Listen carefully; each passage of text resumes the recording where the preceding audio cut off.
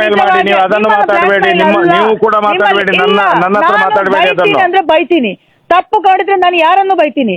ನೀವು ಹೋರಾಟದಲ್ಲಿ ನಿಜವಾಗಿ ನಾಯಕರಾದ್ರೆ ನಿಮ್ಮ ಟೀಮ್ ಅನ್ನು ನೀವು ಸರಿ ಮಾಡಿ, ಇಲ್ಲಾಂದ್ರೆ ನಿಮ್ಮ ಟೀಮ್ ಅನ್ನು ನೀವು ಸರಿ ಮಾಡಿ. ನಿಮ್ಮ ಹುಡುಗರು ಇದ್ದಾರಲ್ಲ, ನನ್ನ ಹತ್ರ ಲಕ್ಷಾಂತರ ಜನ ಇದ್ದಾರೆ. ನೀವು ಅದನ್ನ ಸರಿ ಮಾಡಿ ಮಾತಾಡ್ಕೊಂಡು ಹೋದ್ರೆ ಯಾರು ಸರಿ ಮಾಡಿ? ನಾನು ಡೀಲ್ ಆಗಿದ್ದೀನಿ ಅಂತ ನೀವು ಹೇಳ್ತೀರಾ? ನಾನು ಡೀಲ್ ಆಗಿದ್ದೀನಿ ನಿಮ್ಗೆ ಯಾರು ಹೇಳಿದ್ದು? ಡೀಲ್ ಮಾಡ್ಕೊಂಡವ್ರ ಹತ್ರ ನೀವು ಯಾರು ಹೇಳಿದಾರೆ ಅವ್ರ ಹತ್ರ ಕೇಳಿ. ಶ್ರೀನಾಥ್ ಶೆಟ್ಟಿ ಯಾರು ನಿಮ್ಗೆ?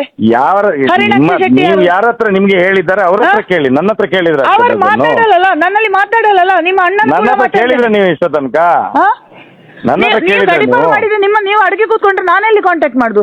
ವಸಂತ ಅವರಲ್ಲಿ ಕೇಳಿ, ಎನ್ ಟಿ ವಸಂತ ನನಗೆ ಕೇಳಿ. ನೀವು ಎನ್ ಟಿ ವಸಂತ ಇದ್ದಾನಲ್ಲ ಸುಳ್ಯದವ, ಅವರಿಗೆ ಕೇಳಿ ನೀವು ಗಡಿಪಾರ ಸುಳ್ಯದಲ್ಲಿದ್ರಿ ಅಂತ ಹೇಳಿ. ಅವ್ರು ಹೇಳಿದಾರಂತೆ ನಿಮ್ಗೆ ವಿಷಯ ಏನಂತ ಹೇಳಿ.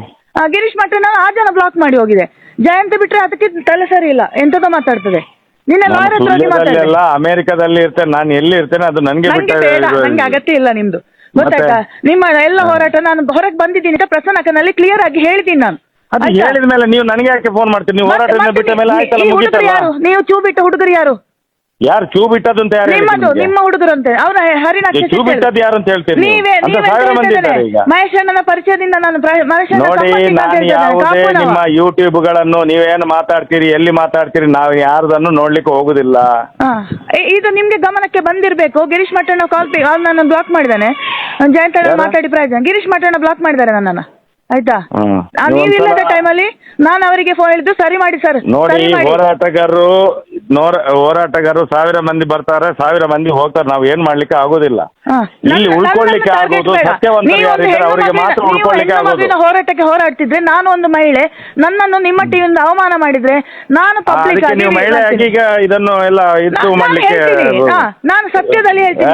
ಈಗ ಲೈವ್ ಅಲ್ಲಿ ಬಂದು ಹೇಳ್ತೀನಿ ನಾನು. ಎಲ್ಲರನ್ನು ಇದರಲ್ಲಿ ಹಾಕಿ ಹೋರಾಟಗಾರರಿಗೆ ಎಲ್ಲರಿಗೆ ಬೈದುಕೊಂಡು ಮಟ್ಟಣ್ಣನಿಗೆ ಬೇರೆ, ಜಯಂತಿಗೆ ಬೇರೆ, ಅವರಿಗೆ ಬೇರೆ ಮಾತಾಡಿದವರಿಗೆ ಯಾರು ಸುಮ್ಮನೆ ಕೂತ್ಕೊಳ್ಳುವುದಿಲ್ಲ.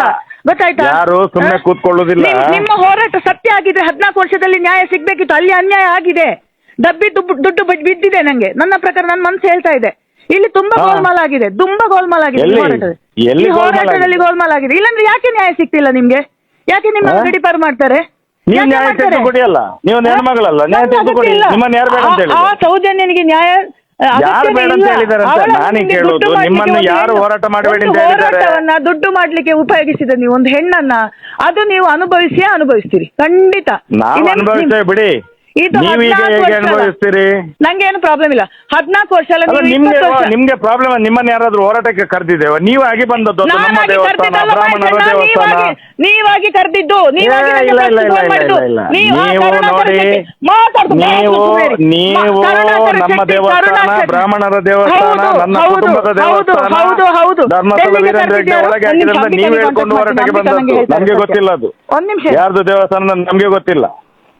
ನೀವ್ ಹೇಳಿದ ಮೇಲೆ ಗೊತ್ತಾಗಿದ್ದು ಬ್ರಾಹ್ಮಣರ ದೇವಸ್ಥಾನ ಅದು ಜೈನರ ಒಳಗೆ ಹಾಕೊಂಡಿದ್ದಾರಂತೆ. ನೀವೇ ಹೇಳಿದ್ದಲ್ಲ ಫಸ್ಟಿಗೆ.